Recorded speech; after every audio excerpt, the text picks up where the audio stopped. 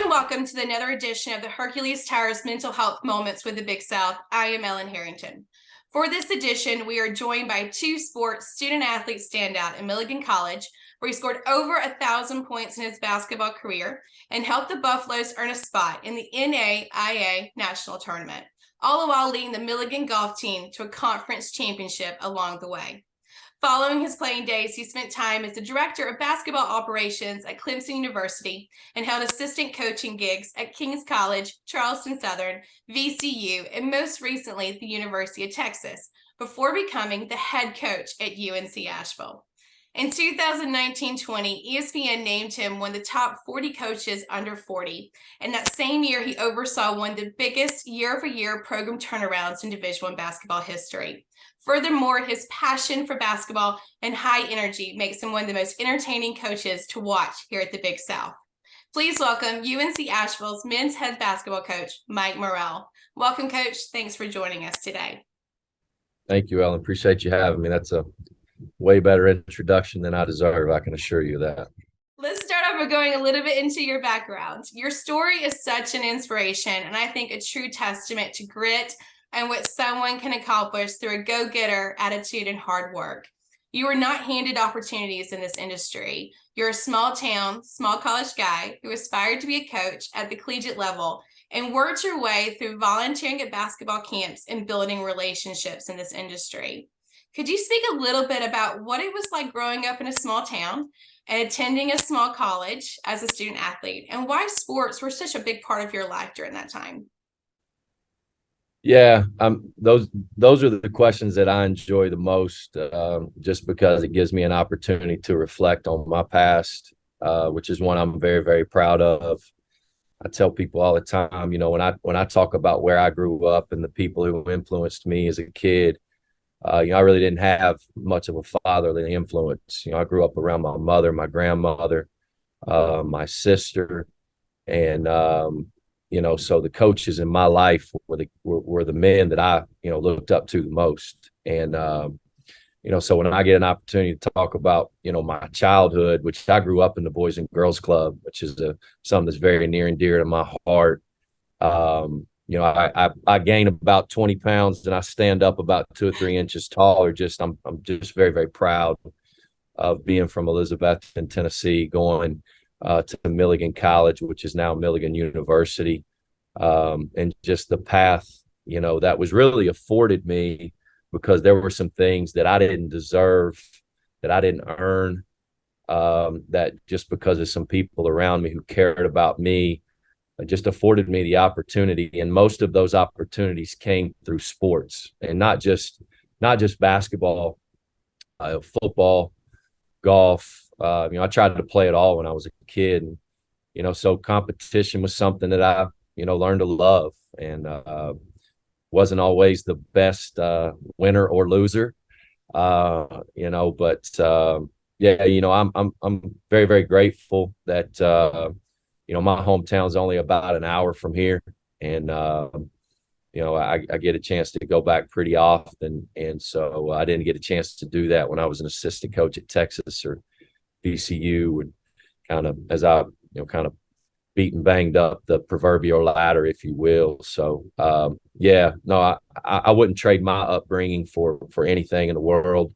I had a high school football coach who was very, very influential, and I only played for him really for just a couple of years. And, the impact that those people had on my life was really, Ellen, I didn't get into this to be a college basketball coach. I went to school, I majored in history. I wanted to be a teacher. I wanted to be a high school teacher. And then I student taught in middle school and found out this was not the path for me. And so student teaching kicked my butt. And those are the most exhausting days I've ever had. So my respect for teachers is second to none. I also grew up in a small town, so I can relate to that. And the community that around you doesn't have to be a blood relative. They are truly your family.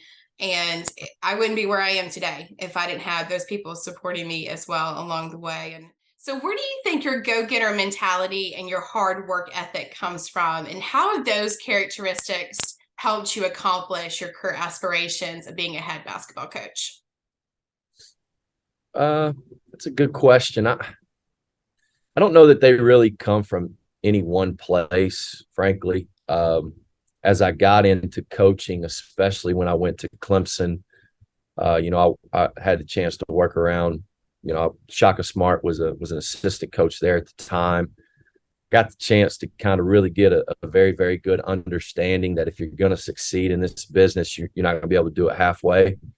And so I think it weeds a lot of the younger coaches out, if you will. And listen, I again, even when I was at Clemson, I wasn't sure that college coaching was where I would end up. I just wanted to be around basketball, and wanted to be around sports in general. So honestly, it wasn't until I got to VCU as an assistant coach that I knew with 100% purity that I wanted to be a head basketball coach. That's really where I kind of got that fire. I went from Milligan College to King College to Clemson. And when I was at King College, we were NAIA Division II. Now there's no divisions in NAIA now, but it's quite the jump for me. My head was spinning. I had no idea what was going on. I was just really grateful I had some people who were extremely patient for me. So back to your question, I'm not really sure that it came from one person the way maybe it does from some. I got this from my mom or my dad or whatever. Just kind of knew like, listen, if you're going to go halfway on this thing, you ain't going to be in it very long. Nothing is in life is worth it if you don't go 110%. So you just put your all into it and see where life takes you, for sure. And it's definitely taking you in great places.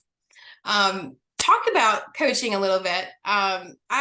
In my opinion, coaching is probably one of the most challenging jobs out there from a mental standpoint. And I think it takes a very special type of person to do what you do. No day is the same. Lots of ups and downs. There's lots of pressure, expectations, responsibility while focusing at the task at hand. But you also have to keep such a positive perspective every single day for your staff and your student athletes. So when you were called to be a coach, especially at VCU, how did you decide this is the right path for me? I'm ready to take on this challenge. Well, I'll say this, Ellen. Shaka used to tell me this. Coach Smart used to say this all the time to our staff. And when I was at VCU, one of the staffs that I was on, literally every coach on that staff became a head coach. So myself, Jeremy Ballard, Jamie and Christian, Mike Rhodes, Will Wade, Coach Smart, and even a guy named Dwight Perry now, who's the head coach at Wofford. But he used to always tell us, only coach that knows this is Coach Rhodes, because he had been a head coach at a Division III school, is like, you guys just don't understand yet. You don't understand all that goes into being a head coach.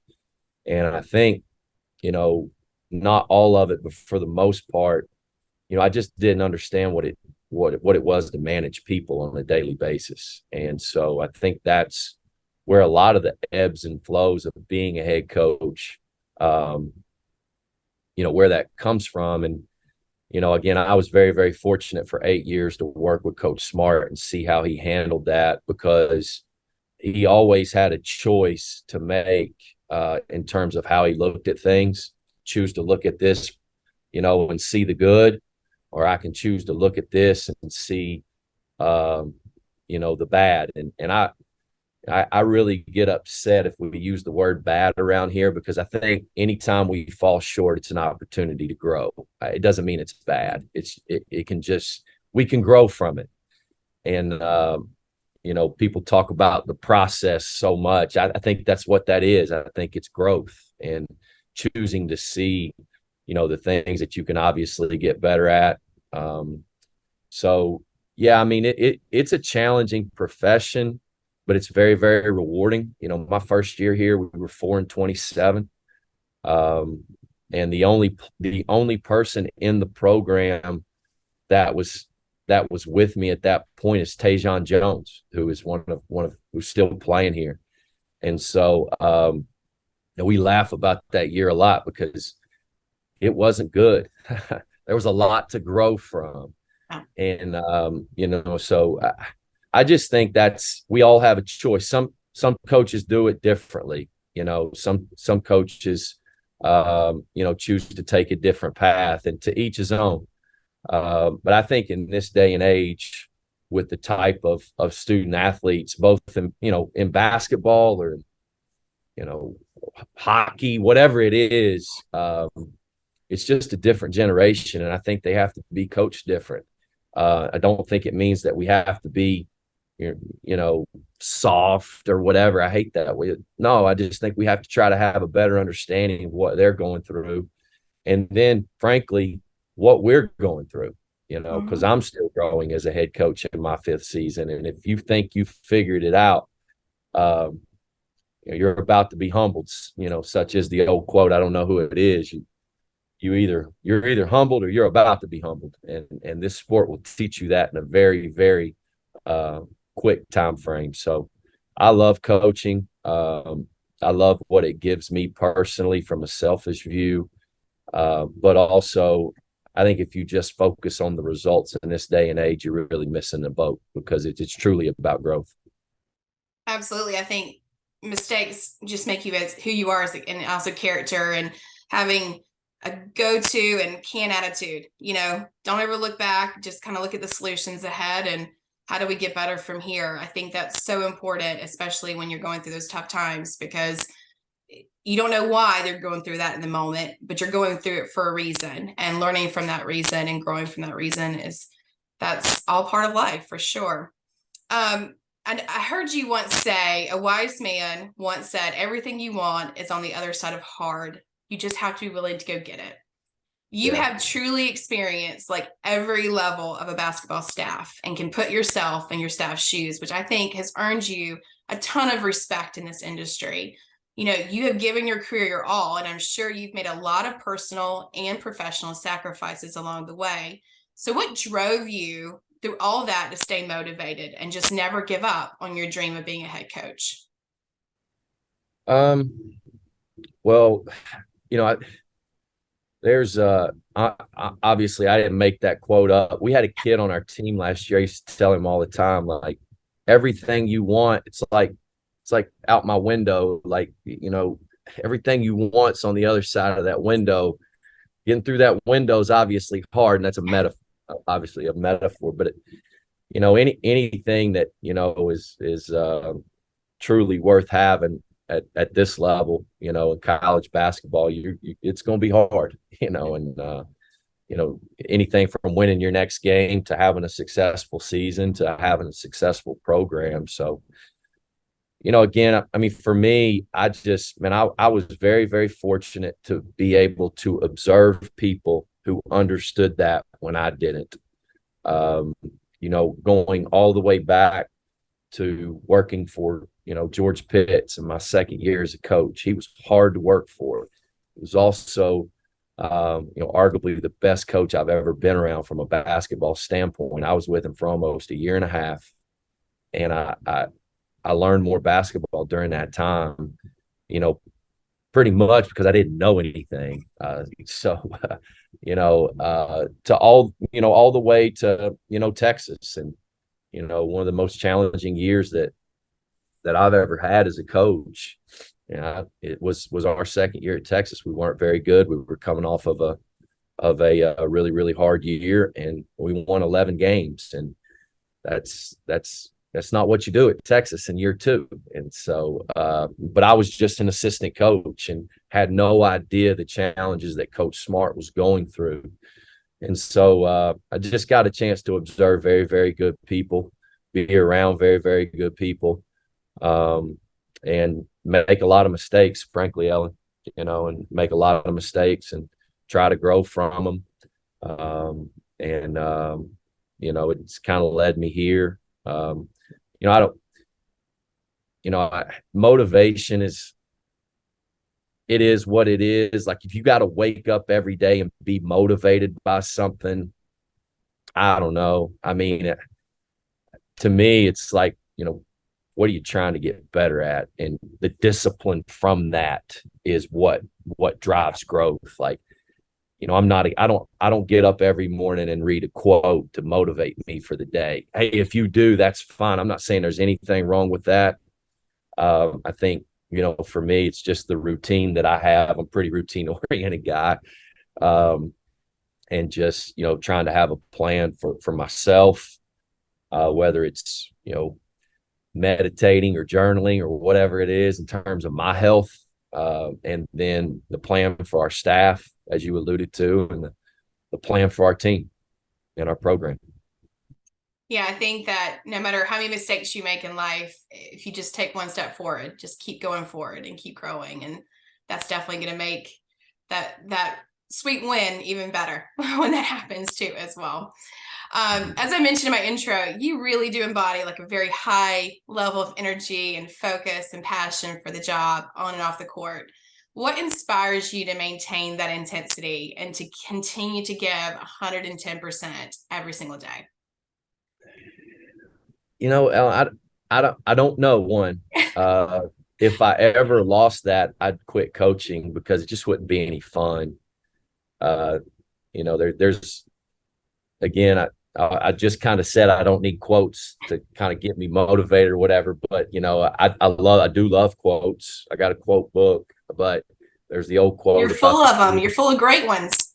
the kid that picked up the basketball and the joy that he felt, in that moment, learning about the game and all that. And so I just, I know a lot of coaches say this. I truly enjoy days like today more than the games. It's a Monday.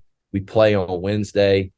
We had yesterday off, coming in, trying to get our guys, ready for a road game on Wednesday. To me, like that's the challenge in coaching. Those 40 minutes out there when you're competing is obviously a great challenge as well. But I enjoy the Mondays and the Tuesdays more.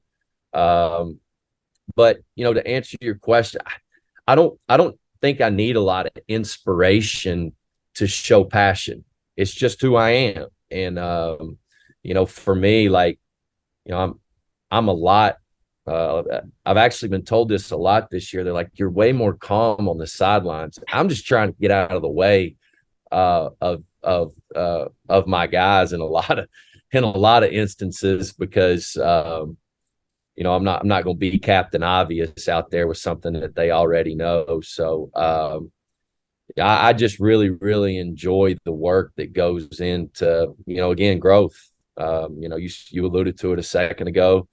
When people ask us about our goal, like, I think the goal is very simple. Like, can we be better today than we were yesterday? Well, if we can achieve that, then comes the really, really hard part. We got to go to sleep tonight. We got to try to be better tomorrow than we were today. And if you can do that, knowing that you're going to be very imperfect in that, you can really, really grow at a substantial rate when you're really only making incremental growth. So that's where it comes from. I'm very fortunate. I have highly, highly motivated, passionate assistant coaches as well, which really helps me.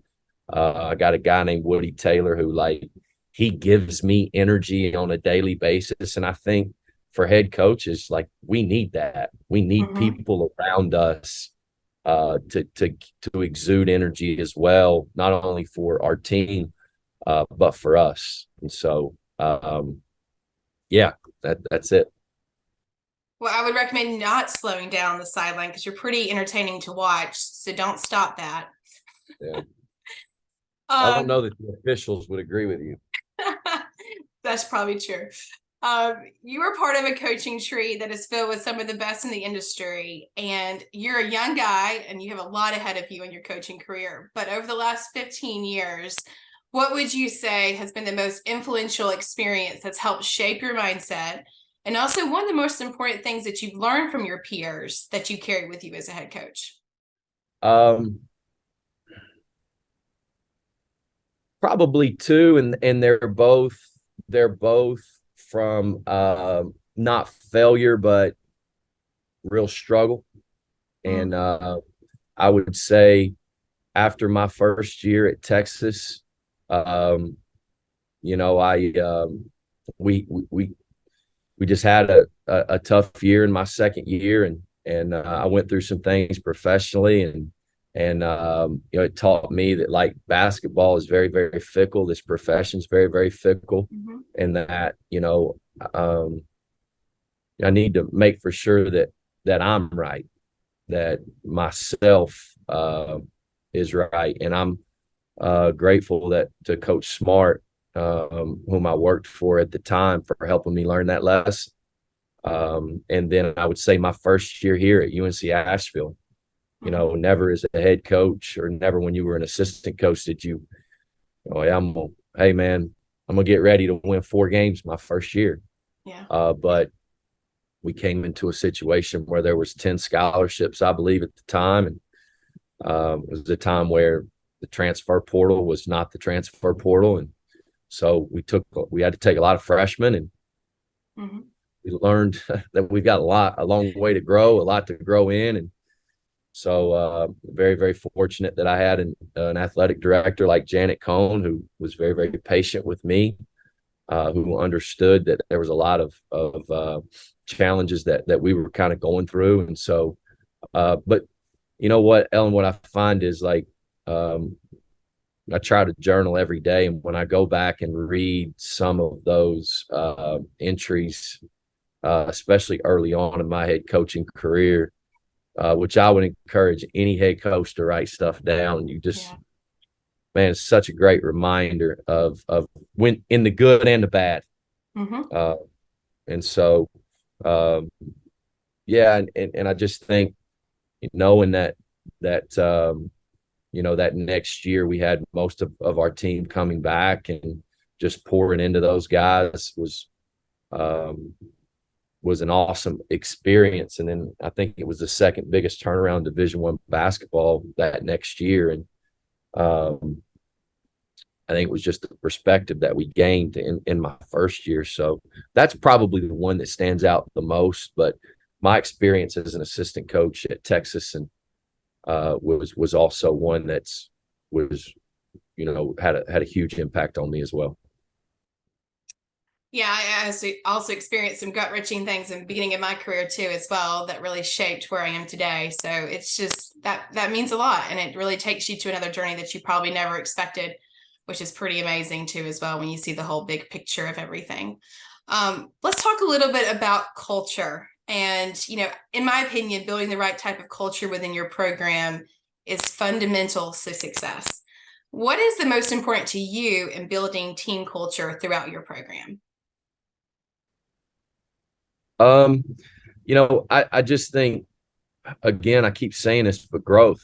Like, um, right now we're 5-1 in the league. Doesn't mean we don't have to grow. And I've been showing our guys a slide every single day. Here's another quote. Don't accept in winning what you wouldn't accept in losing. And I think it's very, very easy after a loss to come in and say, "Oh my gosh, we got all this stuff to get better at." And then in a win, "Oh my gosh, there's everything's so great." Well, if you only won by 1 point, is it really that big of a diff? No, you still need to grow. You still need to get Yes. better. Um, we won on a buzzer beater, to send it into overtime on Saturday. Like, Mhm. very easily could have went the other way. And again, Absolutely. this business is very, very fickle. Just because we won doesn't mean that we come in here today and think, all right, we got to figure it out. No, if we figure that, if we think that, winning will cease immediately. And so that's just, I think, and also I think the time of year, Ellen, dictates that as well. Yeah. What time of year are we in? Um, I think the goals change a little bit. You know, in early summer, it's probably a little bit different than the beginning or mid fall when you're really gearing up for the year compared to now where Yeah. I just had Drew Pember in here showing him clips of all the things he needs to do to get better, and he's statistically the best player in the league. So that's it for me. It's just like I want to be a source of a positive source in our players' life, knowing that love is shown in so many different ways, shapes, and forms. And that can be a pat on the back, or that can be to hold you very, very accountable. It's love Yeah. nonetheless. It just Mm-hmm. it sounds and feels a little bit different. Yeah, I actually heard something this weekend that if you concentrate on the winning so much, then it actually leads to more losses. So you have to think about that. You have to think about the next game and the next process. And don't get too caught up in those W's. In the world of social media, it's very, very easy to get caught up in that, Mm-hmm. especially for 18 to 22-year-old student athletes. Absolutely. Yeah, for sure. Talk about your full of great quotes. Another one that I heard just recently that I thought was so profound, that you said, comparison is a thief of joy. From an outside perspective, like I've been impressed by the positive and the selfless attitude that I've seen your players display on and off the court. They're always the first to congratulate a teammate, never getting too caught up in the accolades, and always looking ahead to how they can get better together. So what are you doing to help keep your team, your staff, and even yourself grounded? Well, Shaka said that to our teams all the time. Comparison is the thief of joy. So that's completely stolen from him. Stole it from every book he's read more books in a week than I have in my lifetime. So I think it's very, very hard for some of our student athletes, which leads to their mental health, Ellen, for them to understand that my path might be different. And, everybody's path is different. And so, my path compared to my assistant, Justin Levine, is different. It doesn't make mine any less important. It doesn't make mine any less impactful. And so, as a player, again, in this day and age, a lot of these guys played with very, very good players in high school, AAU. Well, my best friend's at so-and-so university, and he's playing 25 minutes a game, and I'm not playing right now. Well, maybe you're on a good team, and he's not. And his opportunities are just different based upon who's around him. And it's just one example.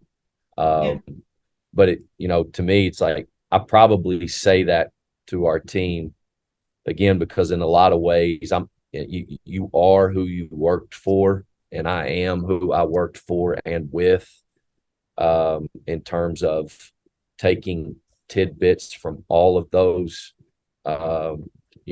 men's and women's coaches that I've had the opportunity to be around. And so, to me, like that's just the easiest thing to do. It's like things are not going my way right now. I'm not going to focus on, my path or my process. But in actuality, the best teams, who most of the time win the most, have this innate ability to just get outside themselves. And you alluded to cheering for their teammate. But there's one particular, kid on our team who is as tough of a competitor as I have coached. And he gets fighting mad sometimes if something doesn't go his way. Like he wants to be right in the moment, and it's so important for him to be right. And I tell him, like, is it really that important to be right in the moment, or is it more important that we're like connected together? And so I think one of the easiest ways to get out of that is just encourage somebody. Yeah. Like I'm mad, things are not going my way. Like if I focus on a teammate and, hey man, next, I don't know, like I just think it's easier to get out of that, and so um, and the biggest, the biggest culprit of that is in our program is me. Yeah. I have to remind myself of that constantly. And, I really value honesty. Um, and I had this assistant 2 years ago. His name was Mike Venetia. And he was the best I've ever been around at calling me out on that. He'd be like, Coach, like, you're not focusing on the right stuff right now.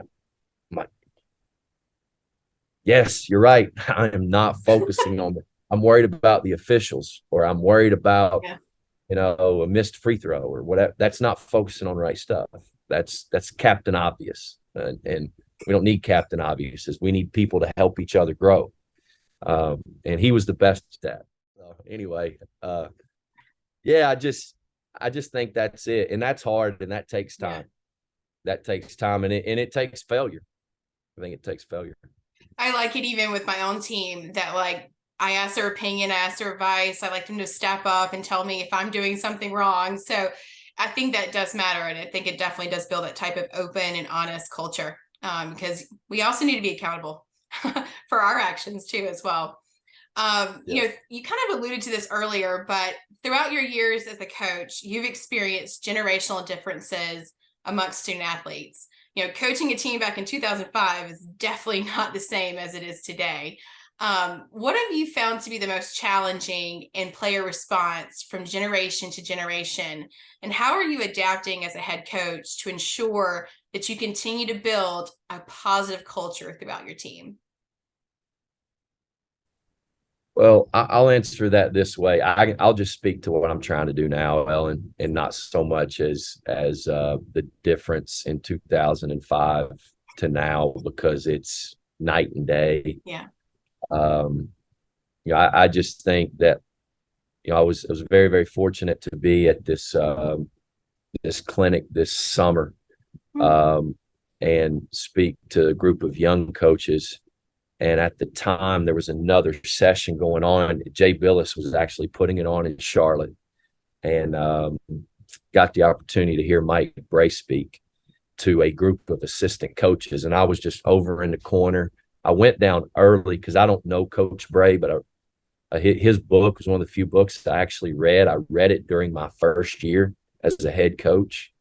And I remember, him talking about, especially when things were going his team's way, not going their way, because I think we focus on that too much. Yeah. I don't say too much, but there's not enough focus on the response for when things go your way. And he just talked about how he's handling heads. And he kept saying handling heads, meaning, just like trying to help his players, mentally get where they need to be able to perform the right way. Which obviously one of our jobs and one of our most important jobs is to get these guys in the right mental framework to go out and perform 2 times a week to the best of their ability. But that's 4 hours. We've got 24 hours in a day of all this other stuff going on, may it be in their personal lives and their academic careers. And so it's not that it wasn't, a huge deal back then. I think about all the stuff that I had going on when I was 20 years old and 21 years old. Like, are you kidding me? Yeah. And then, to now, what our players go through and all the other, noise in their minds. So I just try to be aware of it. Now, I'm not saying I'm good at it by any means. I think awareness on our end as mentors and leaders is critical. And again, coming in to a Monday like today and saying, we got no issues on our team. We've won 4 in a row. You're living in Never Never Land. Exactly. Because my guys have been up now for hopefully enough hours to go to all their classes and there's issues that arise before they ever get here.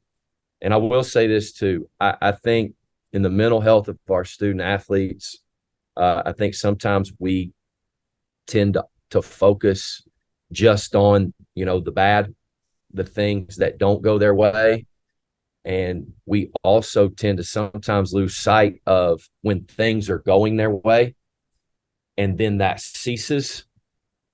And it's like now the response to that. So that's critical, the highest of highs and the lowest of lows and the ebbs and the flows that comes with that. And we could talk for hours and hours and hours on that. I just think it's an awareness. And I think you see it from the old school coaches as well.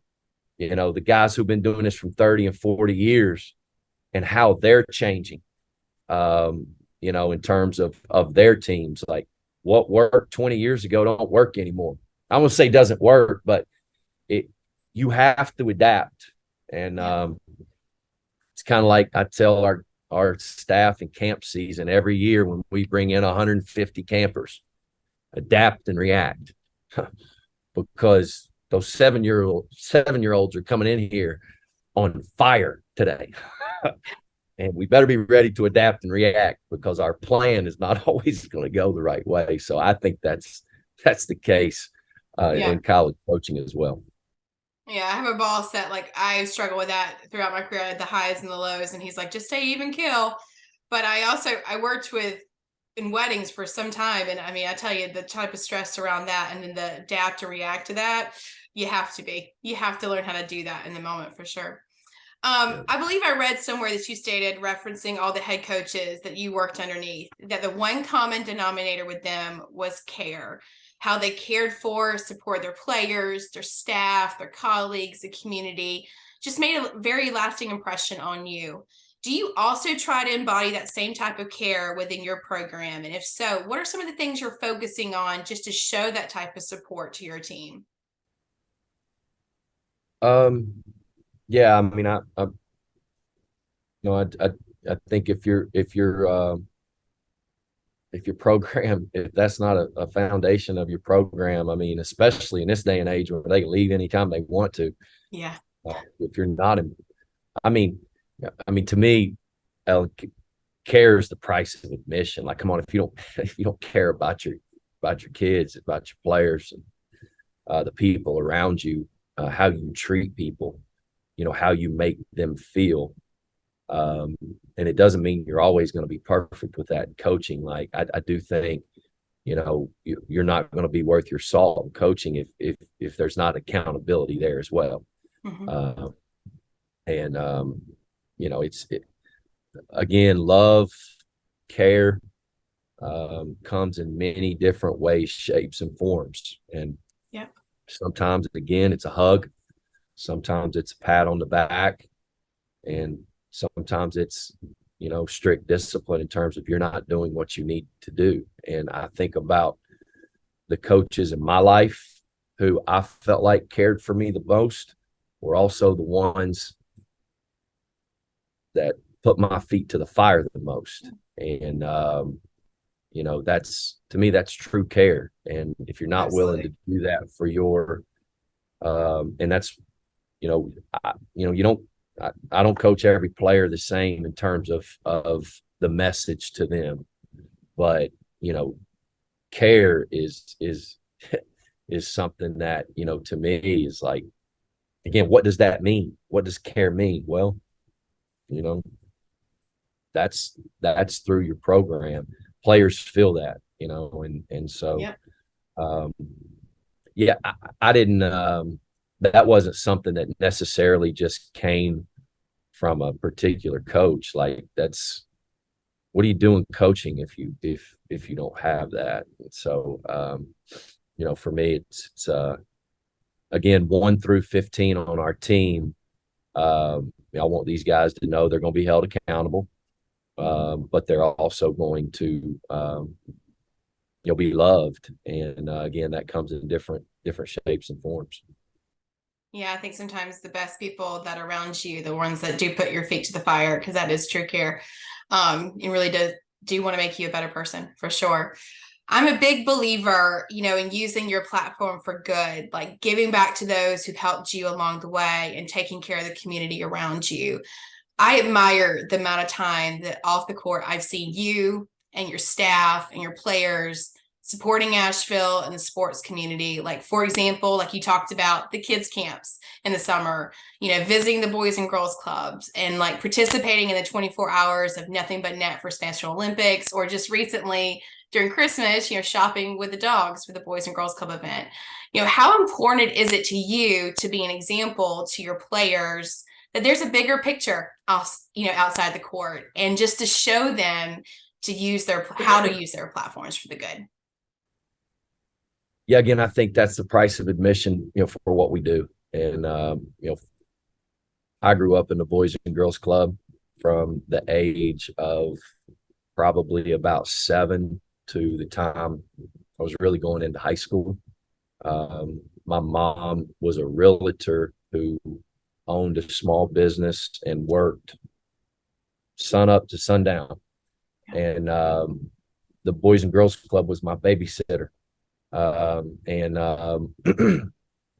was that was it for me, man. My fondest memories as a small kid were there. They were there and playing foursquare or pool or whatever it was. My first curse word, all that. So, which came up probably too young now that I think about it. But anyway,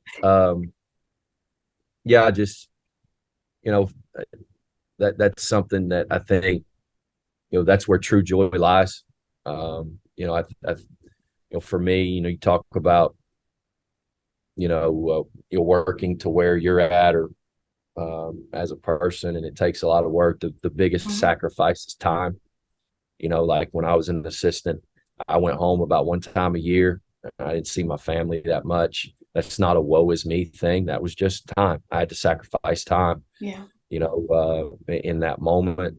And when you do that, it has an impact on the relationships around you. Friends, family. Yeah. Doesn't necessarily mean it's always bad, but I've lost the touch with a lot of my childhood friends that I probably wouldn't have if maybe I was in a different profession, which is probably an indictment on me as a friend. But I think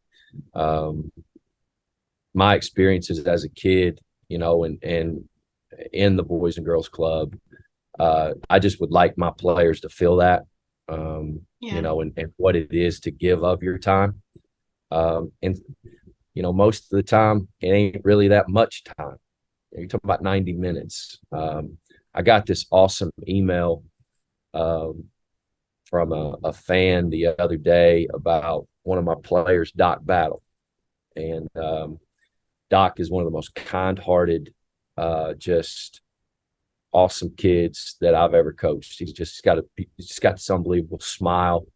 When he walks up to you, you literally feel like this guy's invested in the time that he's spending with me right now. And so here at Asheville, one of the cool things we do, win or lose, is you kind of go up and you thank the fans for coming to the game. Well, we haven't been able to do that the last few years due to COVID, so we kind of kicked that back up this year. So I got this email about the time that Doc spent with this guy's son. It's probably only 2 or 3 minutes, but it had enough of an impact for that father to send me an email. And I'm like, listen, man, like you won't remember how many points you scored in this game in 20 years, but you'll remember that 2 minutes and that 3 minutes, and so will that kid. So Yeah. I think through that, those are great lessons for our players. And I think it helps them embody that when they're fathers, when they're successful in the things that they're doing, and even in their failures.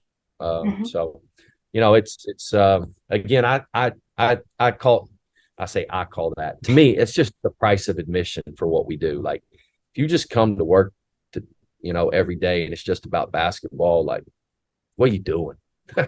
Yeah. What are you doing?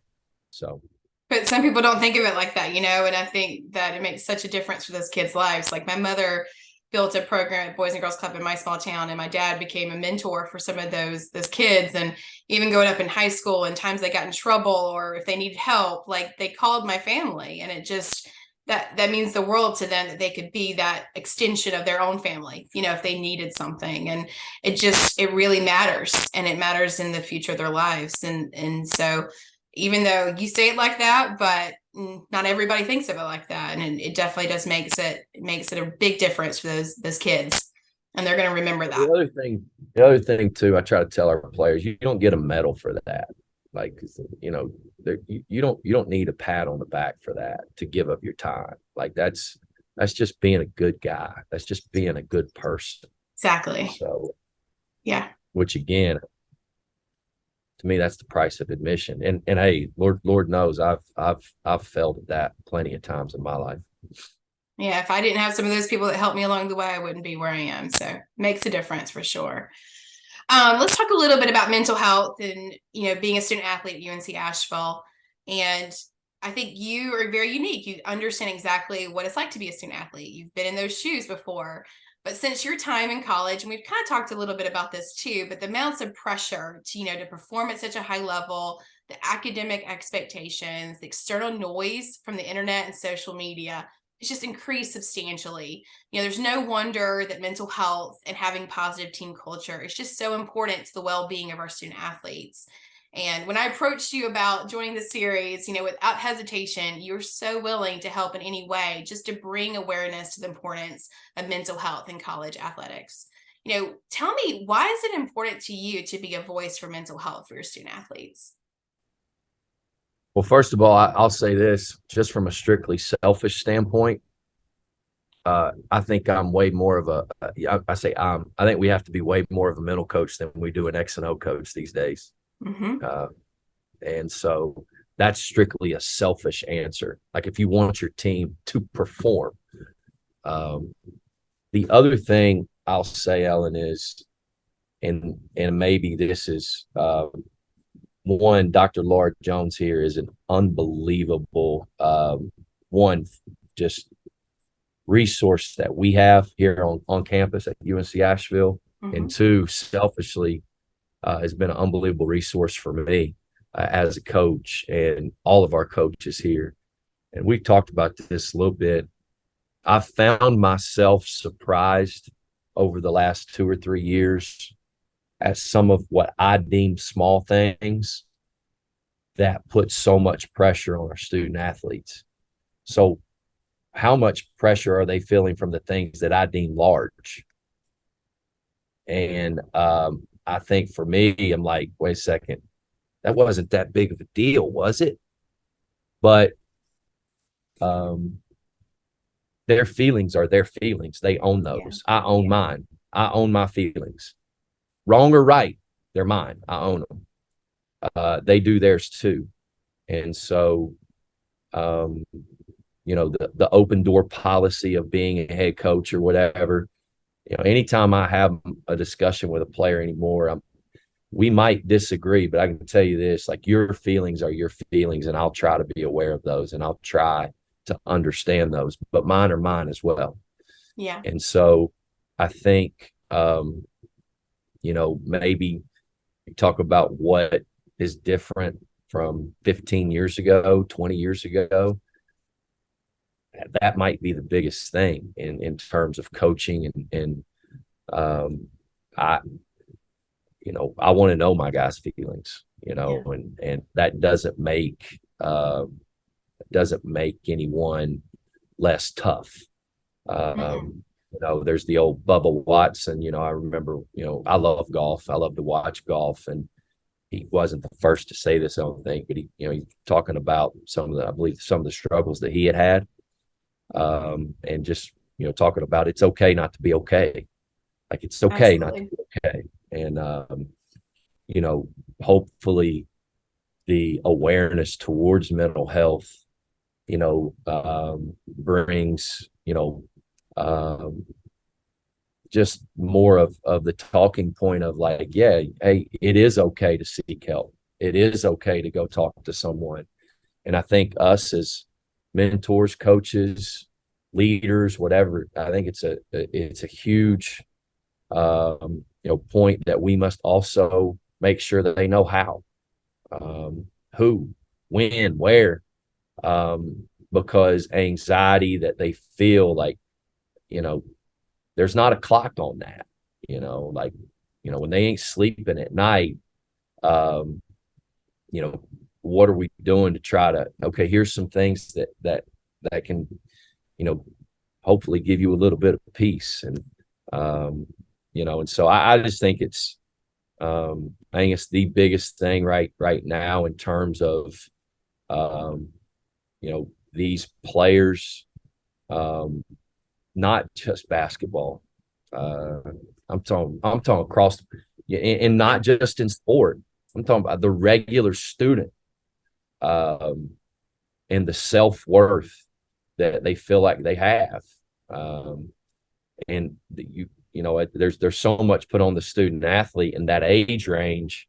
I think it's important, for us as coaches to be vulnerable in that, and like, listen, Tuesday was a crap day for me, and here's why. Um, and because it's a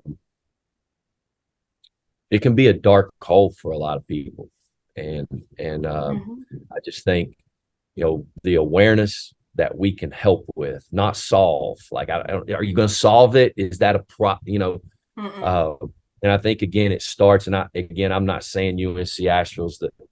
I think here at UNC Asheville, we have done a superb job of educating our student athletes in terms of, if you feel this way, here's, where you can go, and here's what we can do. And you know what?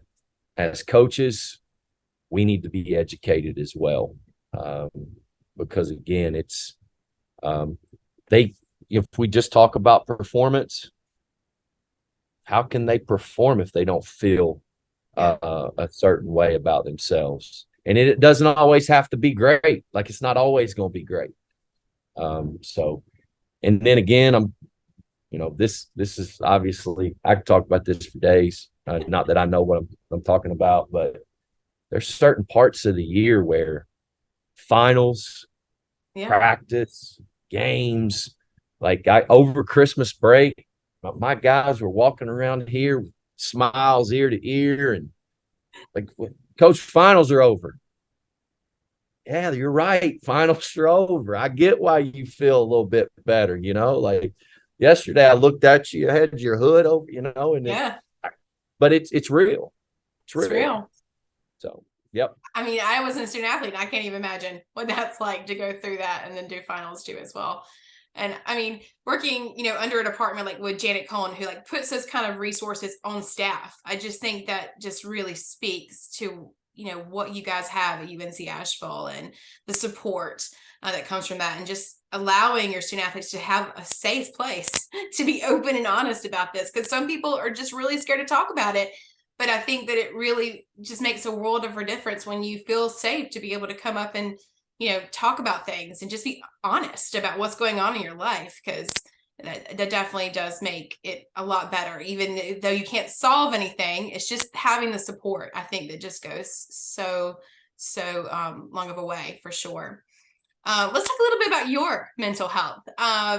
Within the first 5 years as a head coach, you talked about this, like you experienced a lifetime of emotional roller coasters, from winning 4 games your first year, then accomplishing one of the biggest turnarounds, in Division I basketball history, then hitting COVID, then new regulations, transfer portal, NIL.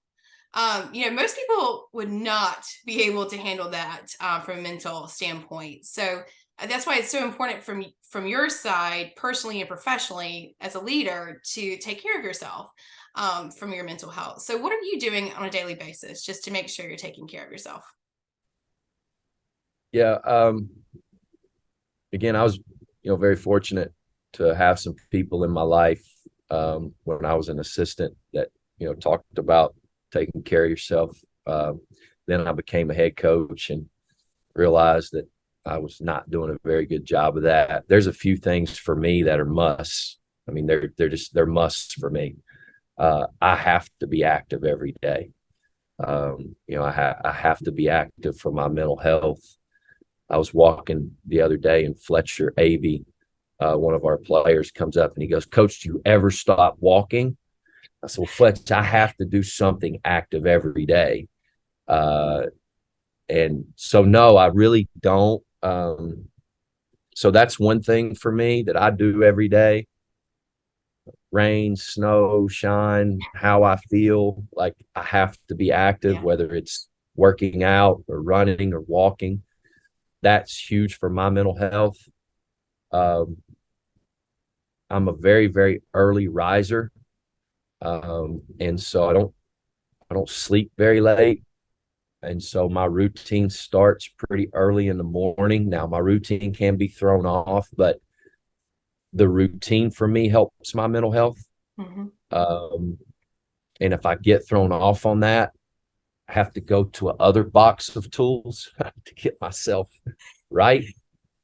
Um, and so I've also found it really helps my mental health when I'm honest with those around me about how I'm feeling. Mm-hmm. Like I don't, Coach Smart was this way. Um, and I was at the time that I was at Texas, I was with him the longest at that time. He used to tell our staff, we had like 13 people on staff. I'm like, don't anybody mess with this guy before 11 o'clock. He doesn't like the mornings. He doesn't want stuff on his desk. So it better be a 911 emergency if you're going to peck on his door before 11. Dude don't like the mornings.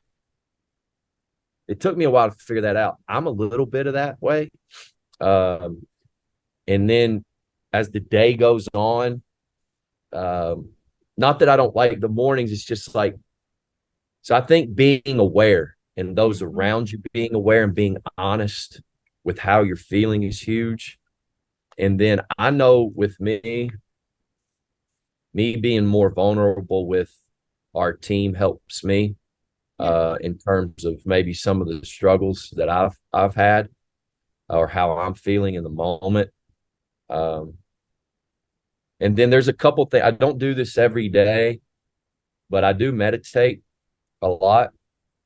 Um, and I have a few apps on my phone. I use the I'm not, Calm app. Do you use the Calm app? no, I don't. I'm more just like I do like the 5 minute morning meditation. Okay. Um, You should you know, try and it. and I'll do some breathing exercises. And I was doing that every day during COVID. And I go back sometimes to some of the things I wrote down at that point. And it's like, I'm not going to stop doing this when it's COVID's over. Yeah, I don't do it as much as I should.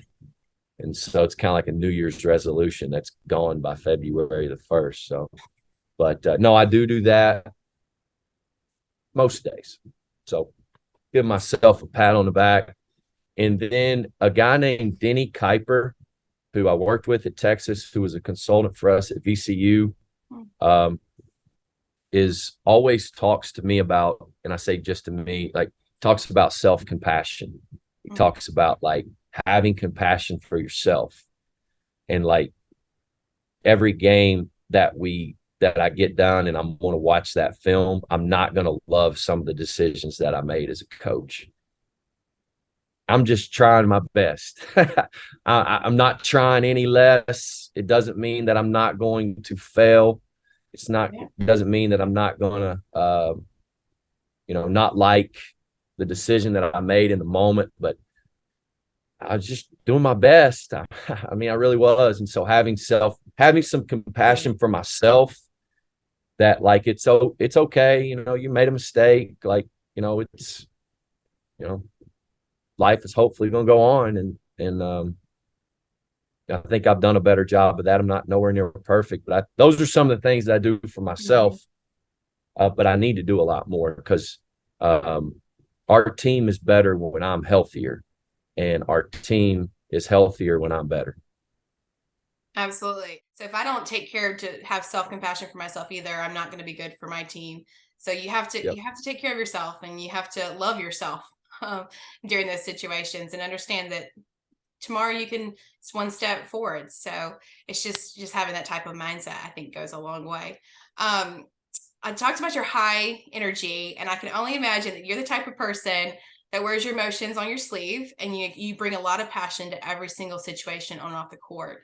You know, when you face difficult situations or emotions, how do you respond as a leader, since your team looks to you for guidance on how they should react and to respond to adversity? I try not to overreact, which means you probably need to take some time. Hmm. And so, Coach Larry Shyatt is probably as big of a mentor as I have in coaching. You know, he's not coaching anymore. He always talks about how like he would never really talk about the game until he watched the film. You know, and so that's just basketball related. There's obviously so I try not to overreact either way, good and bad. You know, and Lord knows we're all guilty of that. You know, Yeah. in some way, shape, or form. So um, that's probably the biggest thing is just try to take some time, digest the situation, what it is, whether it's, you know, because some of the adversity that I face comes through our players, which means they're facing it as well. We're Yeah. facing the same thing. You know, how I feel might be, um, you know, because of the same result that we got together. So, you know, I think just taking some time and digesting the situation is helps. Tell me, what is your favorite thing to do when you're faced with something like that, just to go decompress? Is it just take a breath, or is there like something that you like to do for yourself to kind of decompress from those situations? In season, it's just to go for a walk or a run. Yeah. Out of season, go to the golf course or hit balls. I used to do that when I worked for the PGA. It would be a tough day. We would just leave the office and we'd just go hit balls, just to like get out of the office. Just take a minute for yourself. I'm very, very fortunate here in Asheville. I have a group of some older guys who, quite frankly, are my better friends here, and they really accepted me into a little golfing group. And I don't play a ton, but when I do want to play, they make room for me, and it probably has been the best thing for my mental health since I've been here. I definitely think that definitely helps. Um, you know, I really enjoyed, learning about your background, your coaching journey, your culture, and what you're doing here to make a difference in your program. You know, as we conclude this episode, like, what is the most important lesson to you that you've learned over the years as it relates to mental health? And also, is there any advice that you can share for our listeners out there? Well, advice, you know, I think personally is again, I'll say this. I just answered it the same way. Is just self compassion, and I mean that. Like I just think that, especially in coaching, like I don't know one coach who's not doing their best. Mhm. Yeah, I really don't. I don't know one coach that's not trying their hardest to put out a great team to help their team grow. Some coaches do it differently than others. I don't know one coach. No, I know this. No coach I've ever worked with or for, they're all trying their hardest, and it's Yeah. one of the reasons we're in competitive sport. Um, and so I think that's taken me a while to try to understand. It's just like, you know, tell our team, like the other team wants to win too, guys. Like they really, really want to win too, Yeah. which means it's going to be a battle out there. And so I think that supersedes just sport. You know, my mom's a realtor.